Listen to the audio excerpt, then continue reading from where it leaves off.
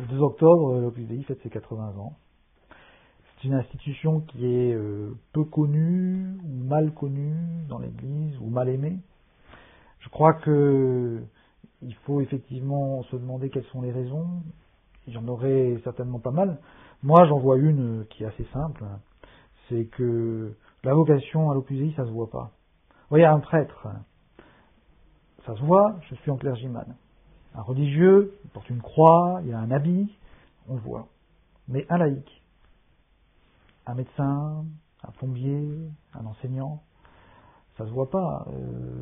Et pourtant, justement, cette vocation pour les laïcs, elle est réelle et elle est vécue très intérieurement et très intensément par ces personnes. Alors, comme on a l'habitude de vouloir étiqueter, cerner, voir ici ou là qu'est-ce que c'est, ben quand on est confronté à quelque chose qui ne se voit pas, on a du mal à appréhender.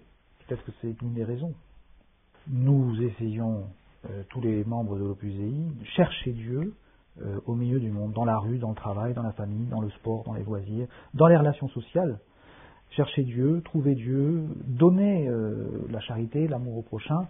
Et tout cela se fait dans une recherche de la vie contemplative très concrète, avec une forte recherche de cohérence de vie, à savoir nous nous alimentons par la prière, et à partir de cette force intérieure reçue de Dieu, dans nos différents moments de rencontre de Dieu dans la journée, nous pouvons essayer de rayonner autour de nous l'amour de Dieu, l'apostolat chrétien au milieu du monde.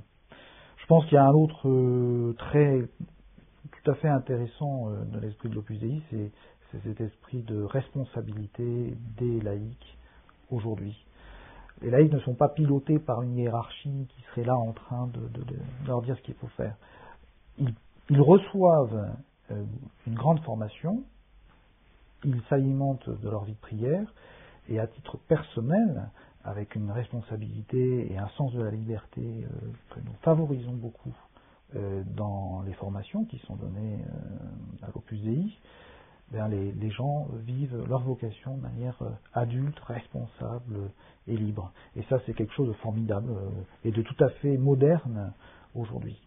Il n'existait pas dans l'Église d'institutions qui pouvaient réunir à la fois des prêtres, des laïcs, des gens mariés, des célibataires, avec un même esprit, un même charisme et un même but apostolique.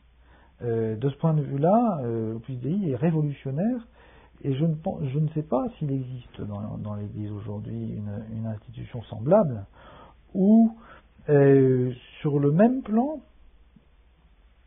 laïcs et prêtres participent d'un même esprit et vivent véritablement les mêmes choses, la même prière, le même apostolat, chacun selon ses fonctions, son âge, ses circonstances, etc. Mais il y a vraiment un phénomène apostolique nouveau et global qui est quelque chose de merveilleux, je trouve, aujourd'hui.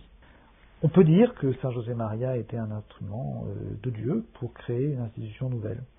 L'Opus Dei, il ne l'a pas appelé l'œuvre de Saint José Maria, il l'a appelé Opus Dei, c'est-à-dire œuvre de Dieu, en latin. Et parce qu'il se sentait véritablement cet instrument choisi par Dieu, comme toute vocation, et choisi par Dieu pour proclamer ce message, pour rassembler des hommes de bonne volonté qui se réuniraient autour de cet appel à vivre la sainteté au milieu du monde. Et dans ce sens, Saint José Maria s'est vu comme un fondateur, il disait être un fondateur sans fondement, bien embarqué dans une aventure divine, merveilleuse, qui l'a conduit jusqu'à sa mort en 1975. Et ensuite, bien l'Opus Dei a continué jusqu'à aujourd'hui.